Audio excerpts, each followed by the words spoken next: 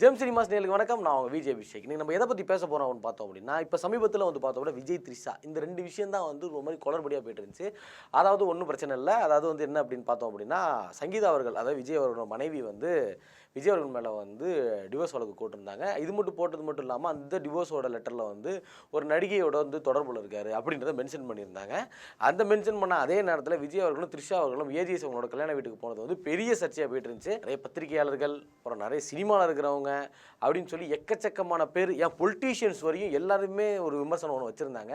இதே நேரத்தில் வந்து நிறைய பேர் வந்து வீடியோஸ் போட்டுட்டு இருந்தாங்க, நிறைய பேர் சும்மா இன்ஸ்டால் ட்வீட் போட்டுட்டு இருந்தாங்க, பல பேர் மீமா போட்டுட்டு இருந்தாங்க. சமுத்திரக்கனி சார் அவரோட ஒரு வீடியோ வந்து ஹிட் ஆக ஆரம்பிச்சிச்சு. என்ன அப்படின்னா, ஒரு ஆடியோ லான்ச்சில் வாசல் நின்று பேசிகிட்டு இருந்த வீடியோ வந்து ஒரு பயங்கரமான ஒரு ட்ரெண்ட் ஆச்சு. அதை பற்றி இப்போ ரீசெண்டாக இருக்கிற ஒரு ஆடியோ லான்ச்சில் அதை பற்றி பேசியிருக்காரு. என்ன பேசியிருக்காரு அப்படின்றதான் இந்த வீடியோ நான் டீட்டெயிலாக சொல்ல போகிறேன். ஸோ அதை பற்றி நீங்கள் தெரிஞ்சுன்னு நினச்சிங்க அப்படின்னா இந்த வீடியோ ஃபுல்லாக பாருங்கள். நான் உங்கள் விஜய் அபிஷேக், இது நம்ம ஜெம் சினிமாஸ்.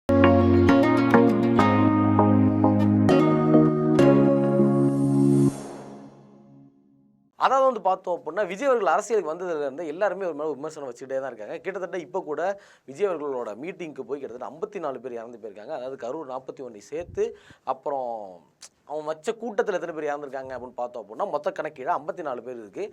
இது வந்து நேச்சுரலாக வருதா, இல்லை வந்து இவருக்கு நேரம் சரியில்லையா அப்படின்றத தாண்டி சொந்த வீட்டிலேயே அடிப்பாங்க. அதாவது வந்து சொல்லுவாங்கள்ல, என்னடா எங்கள் வீட்டிலே அடிக்கிறீங்க அப்படின்ற மாதிரி. இப்போ வந்து விஜய் அவரோட மனைவி சங்கீதா அவர்கள் வந்து விஜய் மேலே வந்து டிவோர்ஸ் கொடுத்துருந்தாங்க. இதை பற்றி எல்லாருமே செம்மையாக பேசிகிட்டு இருந்தாங்க. இதுதான் இப்போ ட்ரெண்டிங் டாப்பிக்காகவே இருக்குன்னு வச்சுக்கோங்களேன். அந்த மாதிரி பேசிகிட்டு இருந்தாங்க. அதே நேரத்தில் சமுத்திரக்கனி சார் வீடியோ வந்து ஒன்று ரிலீஸ் ஆச்சு. என்ன அப்படின்னா, ஏதோ ஒரு ஸ்டூடியோ வாசல்ல நினைக்கிறேன், அங்கே நின்று பேசிகிட்டு இருப்பார்.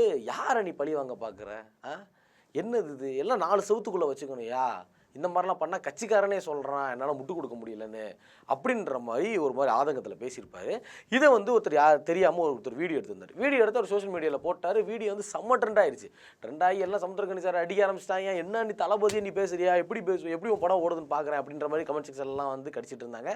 அதே நேரத்தில் இப்போ ஒரு படத்தோட ஆடியோ லான்ச்சில் கலந்துக்கிட்டு அவர் அந்த வீடியோவை பற்றி பேசியிருக்காரு. அந்த வீடியோவில் என்ன சொல்லியிருந்தார் அப்படின்னா, அதாவது நான் பேசுகிறத வீடியோ எடுக்கிறதுன்றாங்க எனக்கு தெரியும். ஒரு பையன் வீடியோ எடுத்துகிட்டு இருந்தான், ஓகே எடுத்துகிட்டு போட்டான் அப்படின்னு சொல்லிட்டு நான் விட்டேன்.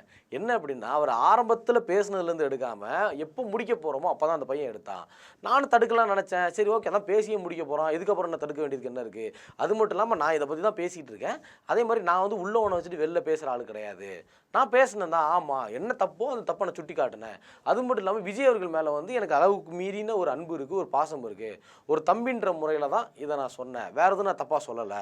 ஸோ வந்து அந்த பையன் வீடியோ எடுக்கிறான்ற விஷயம் எனக்கு தெரியும், நான் தெரிஞ்சே தான் பேசினேன் அப்படின்றத சொல்லியிருந்தாரு. அது மட்டும் இல்லாமல் இந்த வீடியோ ட்ரெண்ட் ஆனதுக்கு அப்புறம் ஒரு ஃபைட் மாஸ்டர் ஒருத்தர் வந்து கால் பண்ணி கேட்டிருக்காரு, அண்ணா இந்த மாதிரி வீடியோ ஒன்று வந்திருக்கு, யார் எடுத்திருக்கான்னு பாருங்கண்ணே, இதை வந்து டெலிட் பண்ண சொல்லுங்கள் அப்படின்னு சொன்னோன்னா, இதில் என்ன யாருக்கு டெலிட் பண்ணுறதுக்கு, எனக்கு தெரிஞ்சு தான் அந்த பையன் வீடியோ எடுத்தான், அவன் வீடியோ எடுக்கிறான்னு எனக்கு தெரியும், தெரிஞ்சே தான் நான் பேசினேன், நான் ஒன்றும் தப்பாக பேசலையே, அவன் மேலே எனக்கு விஜய் அவர்கள் மேலே எனக்கு ஒரு அன்பு இருக்குது, அந்த அன்பை வந்து நான் வெளிக்காட்டினேன், அவ்வளோதான். ஒரு அண்ணனா ஒரு என்னோட ஒரு அட்வைஸை நான் கொடுத்துருக்கேன் அப்படின்றத நான் நினைக்கிறேன் அப்படின்ற மாதிரி அவர் சொல்லியிருந்தார்.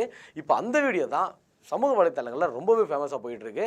அது மட்டும் இல்லாமல் பார்த்தோம் அப்படின்னா, எக்கச்சக்கமான பேர் வந்து இதுக்கு வந்து கண்டனம் தெரிவிச்சுட்டு இருந்தாங்க. அதாவது எப்படி சொல்கிறது அப்படின்னா, த்ரிஷா அவர்கள் வந்து த்ரிஷா அவர்களை பற்றி பேசினாலே கண்டனம் தெரிவிச்சுட்டு இருந்தாங்க. ஆனால் இப்போ இந்த டைமில் வந்து அவங்க எதுவுமே தெரிவிக்கவே இல்லை அப்படின்றத உண்மை. சரி ஓகே, நீங்கள் என்ன நினைக்கிறீங்க? இப்போ அந்த கண்டனம் தெரிவிக்காதது சமுத்திரக்கனி சார் சொன்னது, இது வந்து நீங்கள் அக்செப்ட் பண்ணிக்கிறீங்களா பண்ணலையா?